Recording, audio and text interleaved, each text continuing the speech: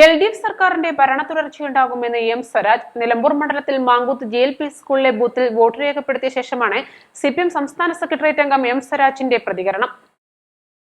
ജനങ്ങൾ വിവാദത്തിനല്ല, വികസന തുടർച്ചയ്ക്കാണ് വോട്ട് നൽകുകയെന്നും ഇക്കുറി ഭരണ തുടർച്ച ഉറപ്പാണെന്നും അദ്ദേഹം പറഞ്ഞു. സംസ്ഥാനത്ത് LDFന് അനുകൂലമായി നിലനിൽക്കുന്ന രാഷ്ട്രീയ സാഹചര്യത്തിന്റെ ഗുണം നിലമ്പൂർ മണ്ഡലത്തിലും ഉണ്ടാകും.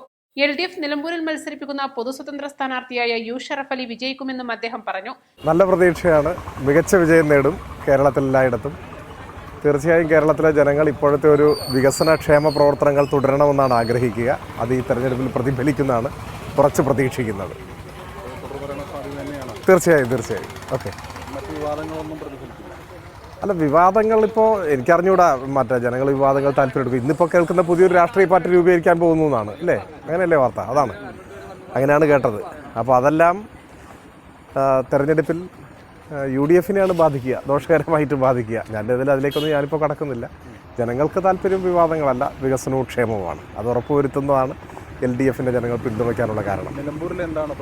നിലമ്പൂരിൽ തീർച്ചയായും കേരളത്തിൽ നിന്ന് വേറിട്ട് നടക്കുന്ന ഒരു നാടല്ലല്ലോ നിലമ്പൂരിൽ എല്ലാവർക്കും സ്വീകാര്യനായ ഒരു പൊതു സ്വതന്ത്രനാണ് LDFന് വേണ്ടി മത്സരിക്കുന്നത്. അതുകൊണ്ട് തന്നെ കൂടുതൽ വോട്ടുകൾ സമാഹരിക്കാനും ജയിക്കാനും കഴിയും എന്ന ഉറച്ച പ്രതീക്ഷയാണ് ഞങ്ങൾക്കുള്ളത്. ചിലർ ഇന്ന് പുതിയ പാർട്ടി ഉണ്ടാക്കുമെന്ന് നടത്തിയ പ്രസ്താവന UDFനെ കാര്യമായി ബാധിക്കും. East live, Nilambur.